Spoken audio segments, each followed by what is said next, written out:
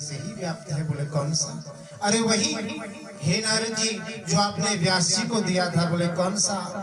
इदं भागवतम नामम पुराणम ब्रह्म संहितम भक्ति ज्ञान विरागाणा स्थापनाय प्रकाशितम। इदं भागवतम नाम पुराणम ब्रह्म संहितम। ये भागवत रूपी जो ग्रंथ है, भागवत रूपी जो परमहंसों की संहिता है, हे नारद जी आप इसे सुना दीजिए ज्ञान और वैराग्य। देखो कितनी प्यारी बात। ज्ञान और वैराग्य का बुढ़ापा जीर्ण अवस्था जब कहीं से दूर नहीं हुई तो नारद जी ने मन में शंका हुई। नारद जी ने कहा कि हे सनकादि ऋषियों, सनकादि ऋषि कौन है? ये ब्रह्मा जी के सबसे प्रथम 4 मानस पुत्र हैं, सनक, सनंदन, सनातन और सनत कुमार। इनसे कहा नारद जी ने कहे नारद जी हे सनकादि ऋषि, मैंने गीता का पाठ किया, वेदों का पाठ किया, इनकी वृद्धावस्था दूर नहीं हुई, भागवत के पाठ से कौन सी दूर हो जाएगी?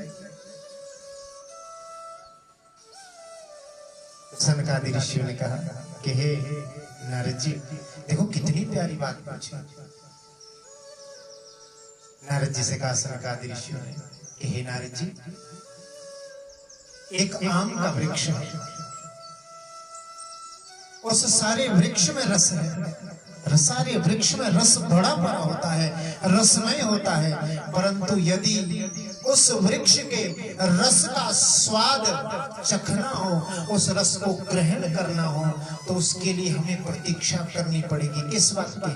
उस वृक्ष में जब फल लगेगा, और वो भी कच्चा फल नहीं, जब वो फल अर्थात धीरे धीरे वृक्ष का रस उस संपूर्ण शाखा प्रकाश शाखाओं से गुजरते हुए निकलते हुए सीधा उन फलों में प्रवेश करेगा।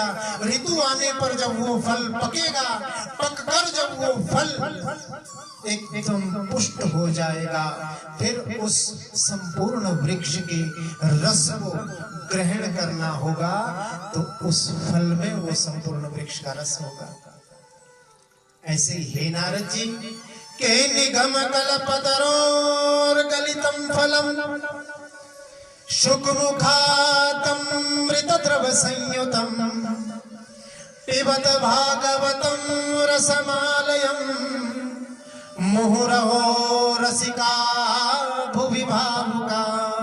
कि ये जो भागवत है ना नारद जी, निगम कल्पतरोर गलितम फलम अर्थात निगम रूपी वेद रूपी वृक्ष से गिरा हुआ पका हुआ फल है। शुक मुखाद अमृत द्रव संयुतम। इस फल पर शुक रूपी अर्थात जैसे तो हम जब छोटे होते थे ना, तो खुरमानी के पेड़ में या पीछ का पेड़ होता है ना वृक्ष, उस पेड़ में जिस वृक्ष में तोते ने जिस फल को काटा होता था, माँ हमसे कहा करती थी बेटा जिस फल को तोते ने काटा हो, जिस फल को पक्षी ने काटा हो, वो फल बहुत मीठा होता है।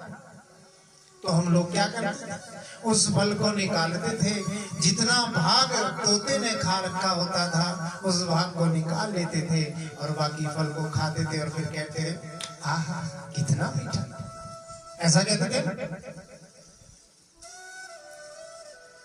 वैसे ही निगम कल्पतरोर गलितम फलम, निगम रूपी वेद रूपी वृक्ष से ये पका हुआ गलित फल है। और ऐसा वैसा नहीं, शुक मुखाद अमृत द्रव संयुतम, शुकदेव रूपी महात्मा के मुख से निसृत ये फल है। इसलिए आइए शुक मुखाद अमृत द्रव संयुतम, इस शुक्रदेव रूपी तोते के मुख से लगे हुए इस फल का आस्वादन करते रहना चाहिए। बोलो गोविंद भगवान की जय। अनेक उदाहरण भी दिए बहुत, तब जाकर नारद जी के मन को संतुष्टि हुई। जब संतुष्टि हुई, शंका दूर हो गई, तो मैं जो प्रथम में आपसे कहता हूँ ना कि भाग्योदय न बहु जन्म समर्जिते, ये स्तुति नारद जी ने की थी सनकादि ऋषियों कि भाग्योदय न बहु जन्म समर्जिते न सत्संगमं जलपते पुरुषो यदा वै अज्ञान हेतु कृत मोह मदांधकार विनाशम विदाहि ततो उदय देवी का विवेक। और गोस्वामी तुलसीदास जी भी बड़े भाव के साथ इसी का भाव व्यक्त करते हुए कहते हैं क्या, बिनु सत्संग विवेक न होई, बिनु सत्संग बिनु सत्संग विवेक न होई, बिनु सत्संग विवेक न होई, राम कृपा बिनु सुलभ न सोई, राम कृपा बिनु सुलभ न सोई, राम कृपा बिनु सुलभ न सोई, बिनु सत्संग विवेक न होई, बिनु सत्संग विवेक न होई, बिनु सत्संग विवेक न होई, और राम कृपा बिनु सुलभ न सोई है। ऐसी सत्संग देखो, नारद जी को भी कृपा प्राप्त करने के लिए संतों का संग करना पड़ा, सनकादि ऋषियों के पास जाना पड़ा। नारद जी जैसे ब्रह्म ऋषि उनको भी जाना पड़ा सनकादि ऋषियों के पास। भटकते रहे बेचारे, पता नहीं कहाँ कहाँ नहीं बटे भक्ति महारानी का कष्ट दूर करने के लिए। लेकिन जब कष्ट दूर नहीं हुआ, अंत में संतों की शरण ग्रहण करनी पड़ी, अंत में गुरु के पास ही जाना पड़ा। और बंधु, जीवन को सफल बनाना है तो गुरु का आश्रय लेना ही पड़ेगा। गुरु बिनु भवनिधि तरहि न कोई, तो बिरंच शंकर सम होई, चाहे वो शंकर के समान क्यों नहीं है। बिनु गुरु बिनु नारद जी ने कहा, कहाँ कथा कर, कैसे होगा। सनकादि ऋषि ने कहा, नारद जी के गंगा द्वार समीपे तटमानंद नामकम, कि गंगा द्वार के समीप चले जाइए, आनंद नाम का तट है, और भाव के साथ वहां पर कथा कीजिए। प्रथम बार सनकादि 4 ऋषि महाभागवत बैठे कथा करने, भाव के साथ सभी ऋषि वहां पर विराजमान हो गए, संत वहां पर विराजमान हो गए, 88,000 ऋषि व्याप्त हो गए। सभी लोग भाव के साथ कथा श्रवण करने लगे। और देखिए, कथाएं सबने सुनी है। मेरा ये विचार है, मेरा ये भाव है कि जितना हो सके मैं आपको महिमा सुनाऊं। मेरा ये विचार है, मेरा ये मन है, जितना हो सके मैं आपको तत्व निकाल कर दूं, क्योंकि कथाएं तो सबने सुनी। अब ये तत्व अगर हम समाज के बीच, बड़े पंडाल के बीच कहने लगे तो लोग कहेंगे एक दूसरे के बाद, बाकी तो सब ठीक पर जबती जो पवे।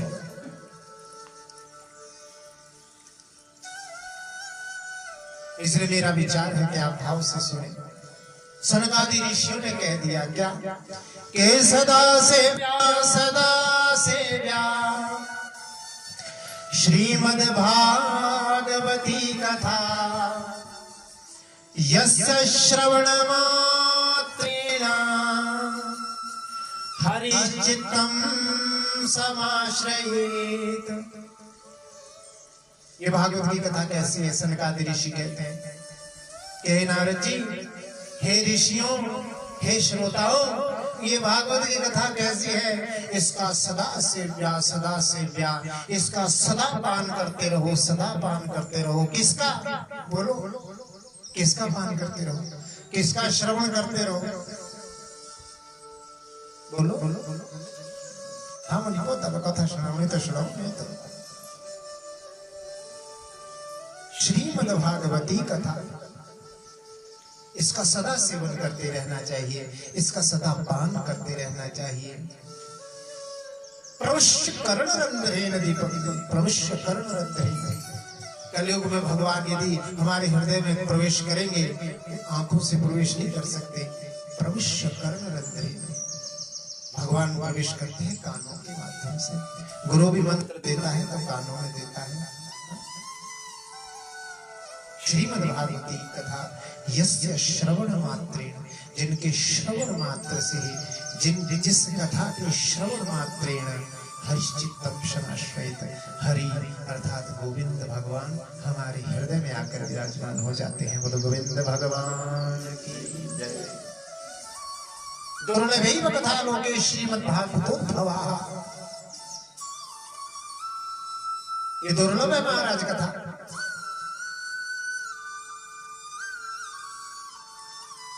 भागवत की कथा बहुत दुर्लभ है कथा लोके, लेकिन भगवान के संतों के गुरु के आशीर्वाद से ये प्रत्येक व्यक्ति के लिए सुलभ भी उतनी है, उतनी सुलभ है। इसीलिए बंधु, क्योंकि यत फलम नास्ति तपसाना न योगेन समाधिना अनायासेन तत्सर्वं सप्ताह श्रवणे लभे। अब देखो बात को सुनो। नारद जी ने भगवान नारायण ने ये ज्ञान भागवत का दिया किसे बताओ? ब्रह्मा जी को। ब्रह्मा जी से ये ज्ञान प्राप्त हुआ नारद जी को, नारद जी से ये ज्ञान प्राप्त हुआ व्यास जी को। लेकिन आज यही ज्ञान पुनः सनकादि ऋषि प्रदान कर रहे हैं नारद जी को। हालांकि नारद जी को पता है, वास्तव में नारद जी को पता है, लेकिन यही ज्ञान दोबारा वापस सनकादि ऋषि नारद जी को प्रदान कर रहे हैं। क्यों? इससे पहले सनकादि ऋषियों के कथा कहने से पहले सप्ताह श्रवण की विधि नहीं थी। सप्ताह श्रवण की विधि अर्थात 7 दिनों में भागवत कथा को श्रवण कराने की जो विधि है, ये सनकादि ऋषियों ने नारद जी को बताई थी। बोलो गोविंद भगवान की जय। ये विधि सनकादि ऋषियों ने व्यक्त की। जैसे रामायण का होता ना, अभी दीपक जी रामायण की कथा करके आए महाराज। बोलो राघवेंद्र सरकार की जय हो। राघवेंद्र सरकार की कथा करके आए हैं। अर्थात इसी प्रकार यत फलम नास्ति तपसा न योगेन समाधिना तत्सर्वं लभते सप्ताह श्रवणे लभेत।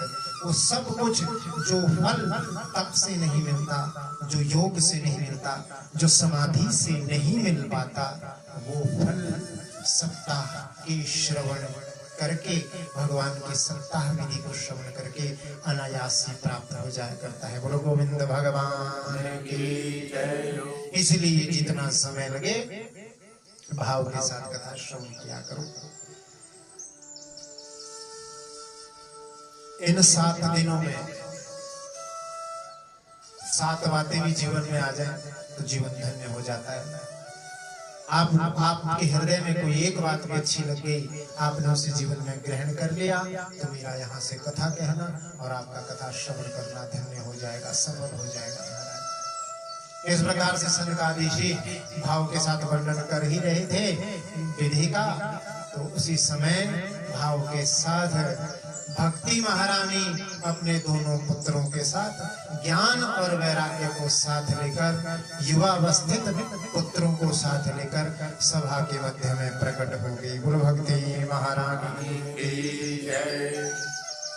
प्रकट हो गई और भाव के साथ संकीर्तन करते हुए भगवान का संकीर्तन करने लगी। क्या कहने लगी कि भक्ति सुतौ तौ तरुणं गृहीत्वा प्रमेक रूपा सहसा विरासी श्री कृष्ण गोविंद हरे मुरारी नाथेति नामानि मुहुर्वदन्ति योगिनां निर्णीतम हरेर नाम कीर्तनम। कलयुग में केवल हरि के नाम का कीर्तन का ही फल है। और ऐसे ही भक्ति महारानी भी श्री कृष्ण गोविंद हरे मुरारे हे नाथ नारायण वासुदेवा इस महामंत्र का जाप करती हुई सभा में प्रकट हो गई। आइए हम भी भगवान के इस नाम का संकीर्तन करते हैं और भक्ति महारानी का स्वागत करते हैं। श्री कृष्ण गोविंद मुरारी हे नाथ नारायण वासुदेवा श्री कृष्ण हरे मुरारी हे नाथ नारायण वासुदेवा हे नाथ नारायण वासुदेवा हे नाथ नारायण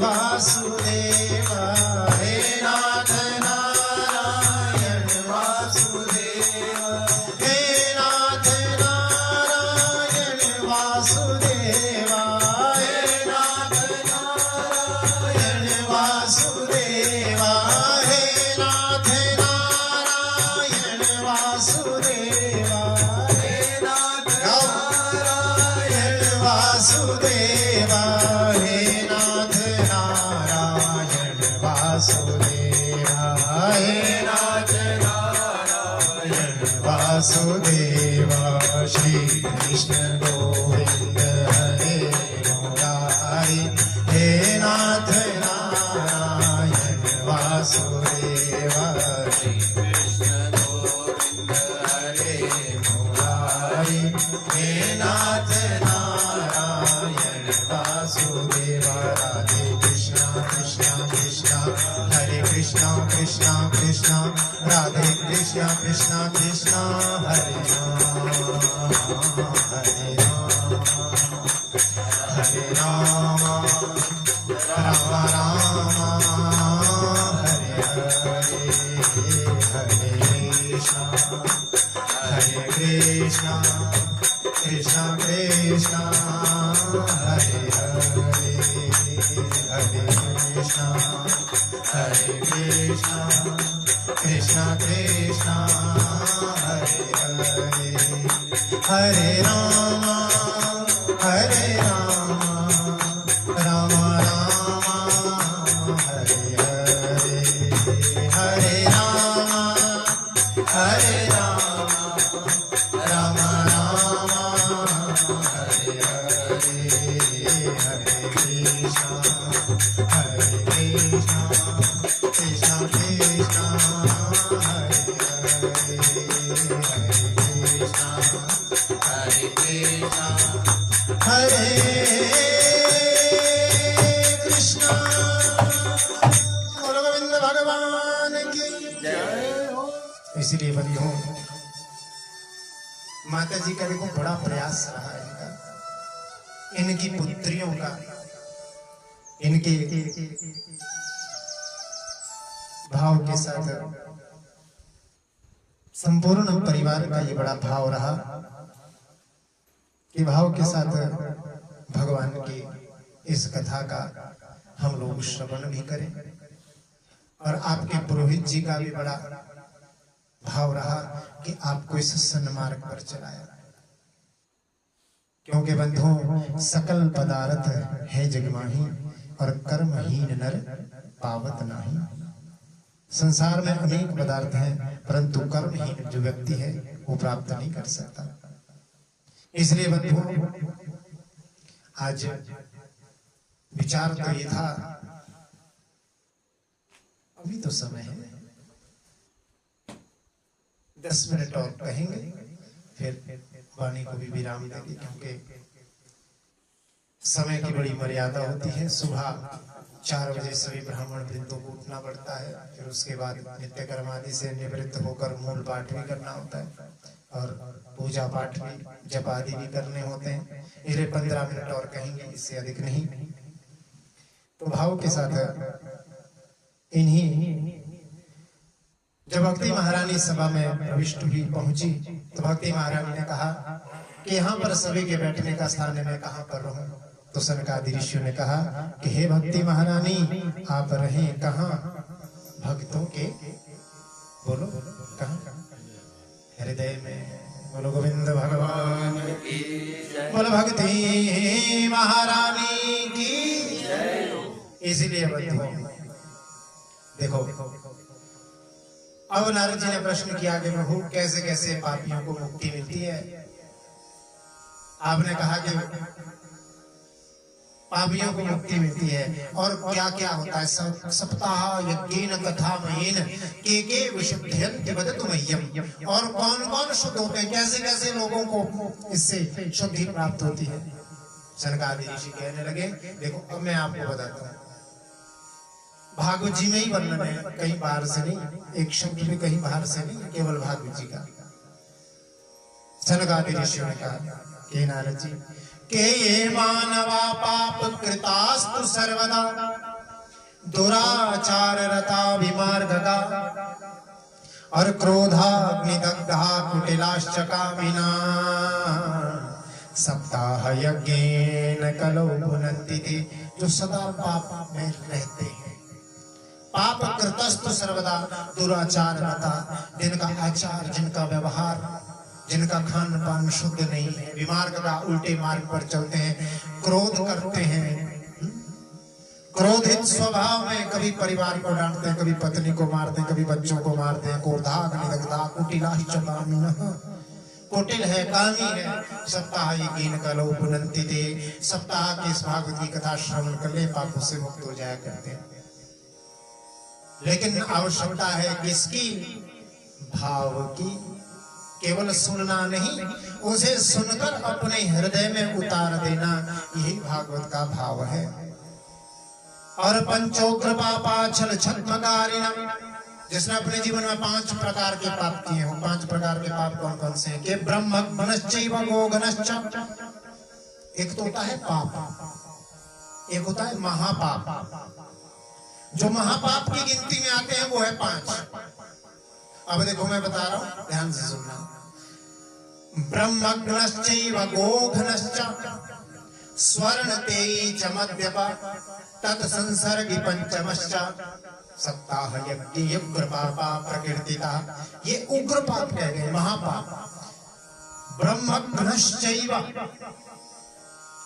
जो ब्राह्मण के धन का हरण करता है या ब्राह्मण की हत्या करता है। गोघ्नश्च, जो गौ हत्यारा है। स्वर्णतेयी, जो सोने की चोरी करता है। बोलो गोविंद भगवान की। स्वर्णतेयी, पहले की मुद्रा स्वर्ण होती थी, आज की मुद्रा भी सोने के हिसाब से ही है।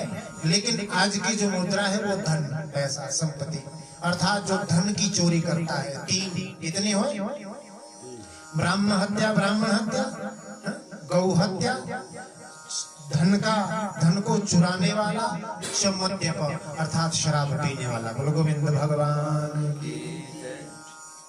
जो मद्यपान करता है, मदिरा का पान करता है, ये हुए 4।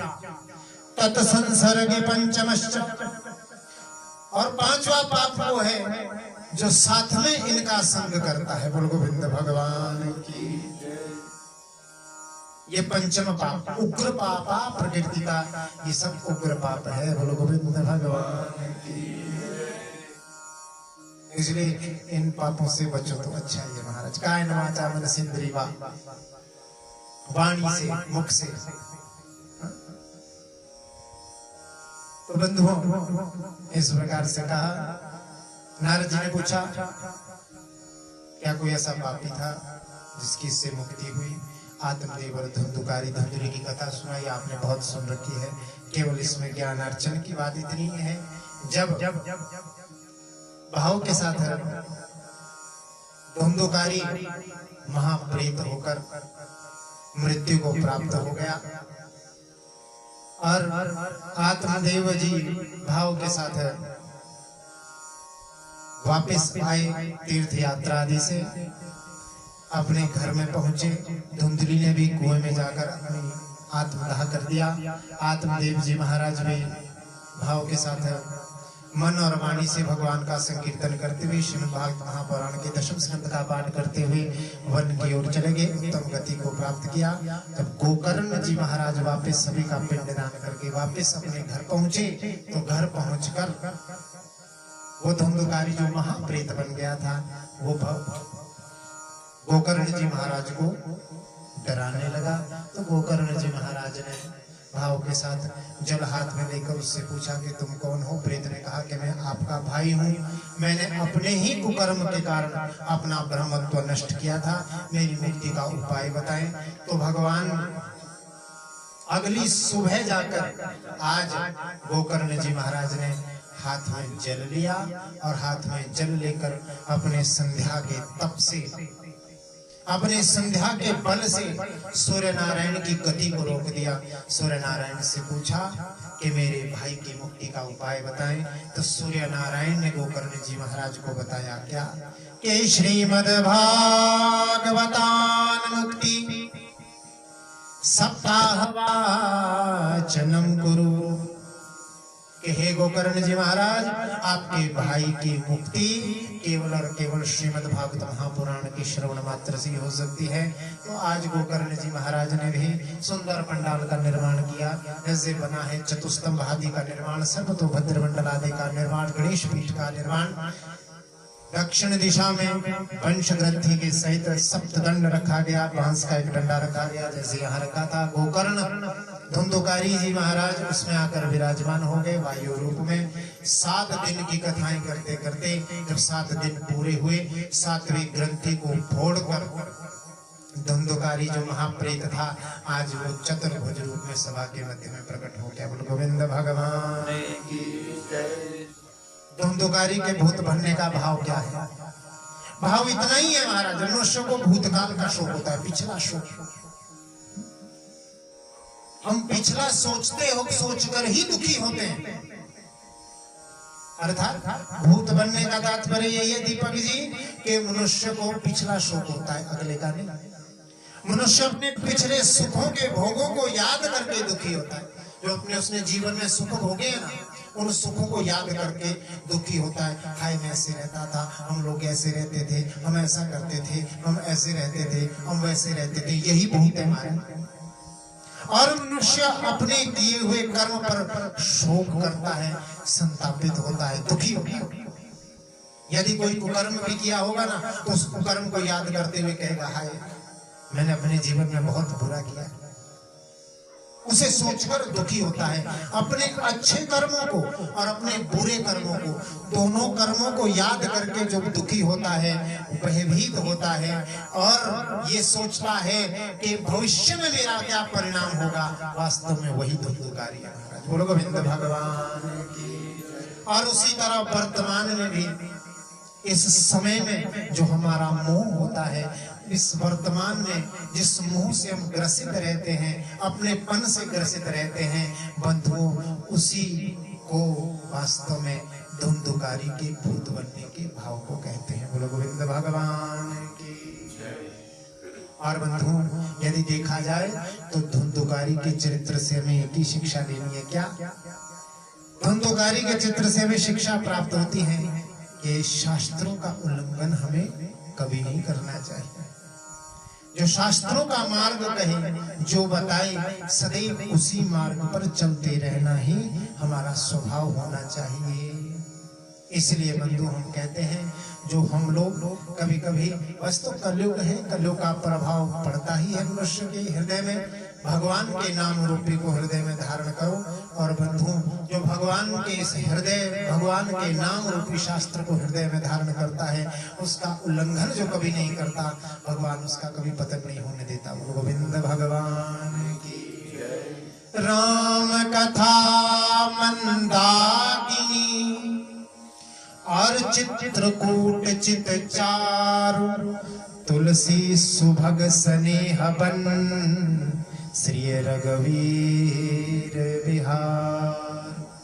भगवान की कथा सुंदर है, निर्मल है, मन ही चित्रकूट है और सुंदर स्नेह हमारा प्रेम ही वन है। अर्थात इस चित्रकूट वन रूपी वन में रहकर जिस प्रेम भरे वन से श्री सीताराम जी हमारे इस मन में व्यवहार करते रहे, इन्हीं शब्दों के साथ, इन्हीं वचनों के साथ मैं अपनी वाणी को विराम देता हूँ। और बंधुओं इस कथा को सुनकर हमारे हृदय में, हमारे मन में भगवान का प्रेम, भगवान की कथा, भगवान की दया जागृत हो। इन्हीं वचनों के साथ, इन्हीं शब्दों के साथ वाणी को विराम देता हूँ और दिवंगत आत्मा बलदेव जी, स्वर्गीय बलदेव जी के पुण्य वार्षिक श्राद्ध के अवसर पर श्रीमद् भागवत महापुराण के मूल पाठ का पारायण यहाँ पर किया जा रहा है। भाव के साथ